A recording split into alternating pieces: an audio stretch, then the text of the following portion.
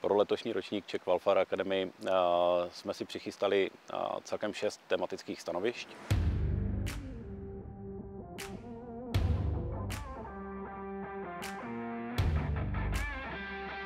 Prvním stanovištěm byla orientace v terénu a meteorologie, které jsme nachystali ve spolupráci s odborníky Armády České republiky.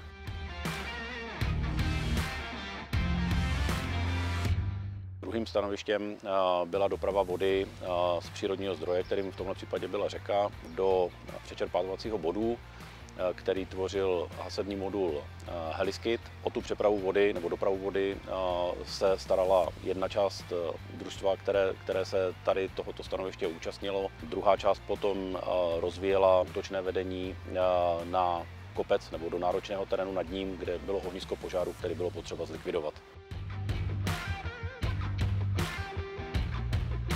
Třetí stanoviště bylo pod taktovkou amerického hasiče Lyndona Prunta. On si pro něj jako minulý rok nachystal práci s ženijními nástroji, odřezávání linie požáru, vytváření proluk a podařilo se nám zajistit prostředí, ve kterém jsme si mohli dovolit imitaci požárů, tak aby to bylo nejen přínosné pro účastníky samotné, ale aby to bylo i zážitkem.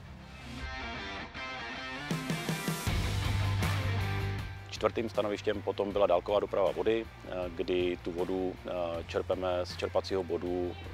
Pro tento případ ten čerpací bod byla samonosná nafukovací nádrž o objemu 12 000 litrů. Pomocí výkonného čerpadla Black Panther jsme dopravovali tu vodu dopravním vedením na kopec, kde teda byl domnělý požár a likvidovali se na místě ohniska požáru. Pátým stanovištěm potom byly tlumice.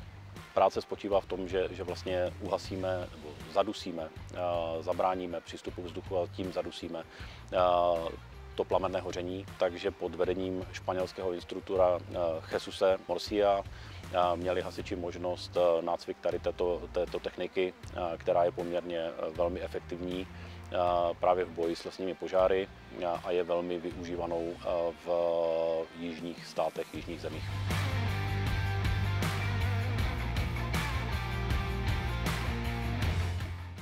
Šestým stanovištěm, tak jak již minulý rok, tak i letos jsme zařadili ochranné pracovní prostředky, které jsou nedílnou součástí a jsou velmi důležité pro to, aby ti hasiči fyzicky velmi náročný zásah byli schopni zvládnout.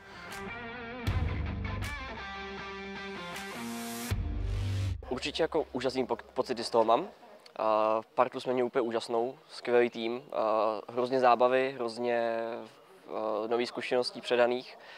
Co se týkalo těch stanovišť, tak jsme se dozvěděli spoustu nových věcí, získali jsme spoustu nových zkušeností, nějaké naučení se pracovat v týmu s lidmi, který vůbec neznáme, a za mě jako úžasný program. No.